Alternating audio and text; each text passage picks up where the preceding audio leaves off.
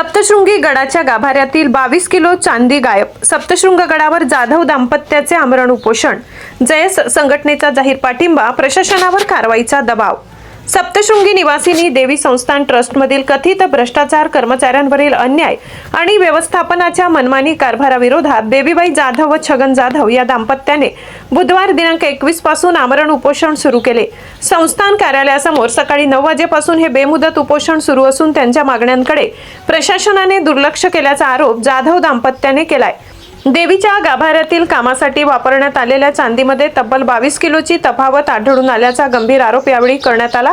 या प्रकरणी अनेक वेळा संस्थान प्रशासनाशी पत्रव्यवहार करून कोणताही ठोस प्रतिसाद मिळाला नसल्याने अखेर टोकाचे पाऊल उचलल्याचे जाधव दाम्पत्याने सांगितले।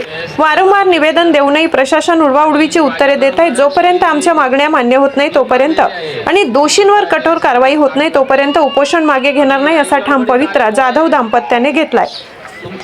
दरम्यान या उपोषणाला जय आदिवासी युवा शक्ती जयस संघटनेचे जाहीर पाठिंबा आहे। जयसचे शहरी जिल्हाध्यक्ष पांडुरंग गायकवाड यांनी सांगितले की या प्रकरणात न्याय न मिळाल्यास कळवण तालुक्यातील सर्व आदिवासी संघटना एकत्र येऊन आंदोलन तीव्र करतील। यावेळी जयसचे तालुका अध्यक्ष सुरेश गायकवाड, सुनील गवडी, गणेश पवार, बबन खिल्लारी, सागर गावित, दशरथ गवडी, गौतम गावित, निलेश गायकवाड यांच्यासह अनेक कार्यकर्ते उपस्थित होते।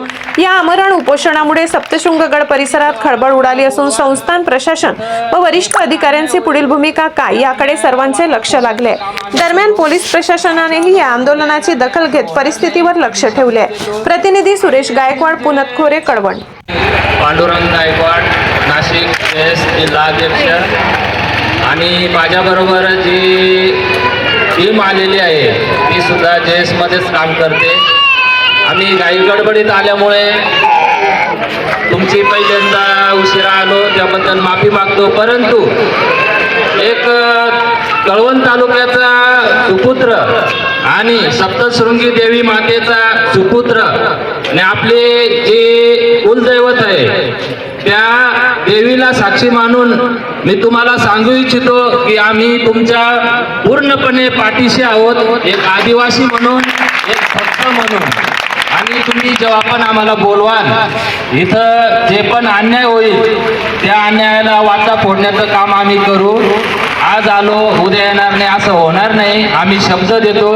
आणि येथील जे प्रशासक आणि येथील जे अन्याय होतोय आपल्या आदिवासींवर आणि आपले पोरं जे वर्षानुवर्षे इथं काम करत होते त्या अनुषंगाने, तसेच जे काही ठराविक बाहेरून आलेले स्वतःहून पदभार घेतलेले त्यांच्या पद्धतीने त्यांची जी मनमानी चालू आहे, जे सुदर्शन दहातोंडे नावाचे व्यक्ती आहेत ते प्रशासक म्हणून मला वाटतं इथं आहेत आणि त्यांचा जो अन्यायाचा पाडा चाललेला आहे तो आमच्या कानावर आलेला आहे। त्याला आम्ही विरोध म्हणून इथं तुमच्या पाठीशी उभे राहण्यासाठी आलोय आणि पुढे पण सदैव राहू। तुम्ही मोठा लढा उभा राहा, आम्ही पण त्या लढ्यामध्ये सामील होऊ, एक आदिवासी म्हणून, एक भक्त म्हणून आणि एक आपली देवीचं कुलदैवत, आपले आदिवासीचं कुलदैवत आहे ते आपल्याला सदैव टिकून ठेवायचं आहे। आणि वर्षानुवर्षे आपल्या भक्तांची जी येळसांड होते ती आपण कुठेतरी थांबवायला पाहिजे आणि आपल्या सहकार्याशिवाय, येथील गावकऱ्यांच्या सहकार्याशिवाय या गोष्टी होऊच शकत नाही। आणि जर येथील प्रशासन गावकऱ्यांच्या विरोधात काही काम करत असेल तर ते कसं होईल? आपल्या देवीच्या दर्शनासाठी बाहेरून आलेले लोक त्यांची सेवा कोण करेल?